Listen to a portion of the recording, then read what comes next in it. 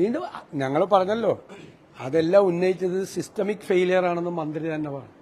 നിരന്തരമായി സിസ്റ്റത്തിൽ ഫെയിലിയർ ആണെങ്കിൽ ഈ സിസ്റ്റത്തെ തകർത്തത് അവരാണ്. അവർ രാജിവെച്ചിറങ്ങിപ്പോണം. അവർ അയച്ചിരിക്കുന്ന അന്വേഷണത്തിന് വേണ്ടി റിപ്പോർട്ട് തേടും എന്ന് അവർ പറഞ്ഞിരിക്കുന്നതും അതിന്മേൽ കിട്ടിയിരിക്കുന്ന റിപ്പോർട്ടും രണ്ടും കൂടി ഓളിയങ്ങളുണ്ട്. ഈ കഴിഞ്ഞ 5 കൊല്ലത്തിനിടയിൽ ഞങ്ങൾ ഉന്നയിച്ച് ഗൗരവതരമായ ആരോപണം ഉന്നയിച്ചില്ലേ? കേരളത്തിലെ ആരോഗ്യരംഗം, ആരോഗ്യ കേരളം വെന്റിലേറ്ററിലാണ്. പരിതാപകരമായ അവസ്ഥയാണ്. ഡോക്ടർ ഹാരിസ് എന്താ പറഞ്ഞത്?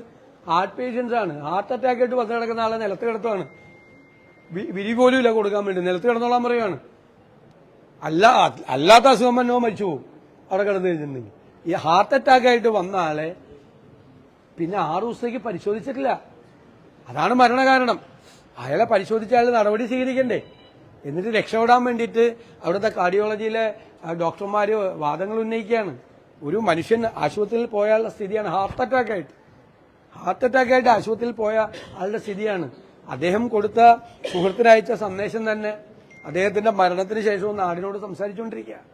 ഈ ഗവൺമെന്റിൽ എന്താ പറയാനുള്ളത്? സിസ്റ്റത്തിന്റെ കുഴപ്പമെന്ന് വെച്ചാൽ സിസ്റ്റം നന്നാക്കേണ്ട ആരാ? സിസ്റ്റം ഈ കുഴപ്പത്തിലാക്കിയതാരാ?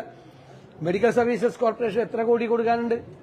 ഇവർ വളരെ സാമ്പത്തികമായ ഒരു ബുദ്ധിമുട്ടും കേരളത്തിനില്ല. അപ്പോൾ ഒരു പ്രയോറിറ്റി വേണ്ടേ? പാവപ്പെട്ടവന്റെ മരുന്ന് മേടിക്കാനുള്ള കാശ് കൊടുക്കണ്ടേ? ഇപ്പോൾ സർജിക്കൽ എക്യുപ്മെന്റ്സ് എടുത്തുകൊണ്ട് പോകുന്നതാണ് സപ്ലൈ ചെയ്ത കമ്പനികൾ പറയണത്. അവർക്ക് പൈസ കൊടുക്കണ്ടേ? കാരുണ്യ പദ്ധതിയുടെ പൈസ കൊടുക്കണ്ടേ? മരുന്ന് മേടിച്ചതിന്റെ പൈസ കൊടുക്കണ്ടേ? മെഡിക്കൽ കോളേജിൽ സർജറി നടത്താൻ പോകണമെങ്കിൽ നൂലും സൂചിയും കത്രികയും പഞ്ഞിയും വരെ മേടിച്ചുകൊണ്ട് പോകണം. പിന്നെ എന്തിനാണ് ഇങ്ങനെ?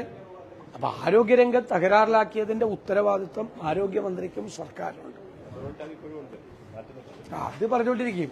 ഇതിനൊക്കെയാണ് ഇപ്പൊ നമ്പർ 1.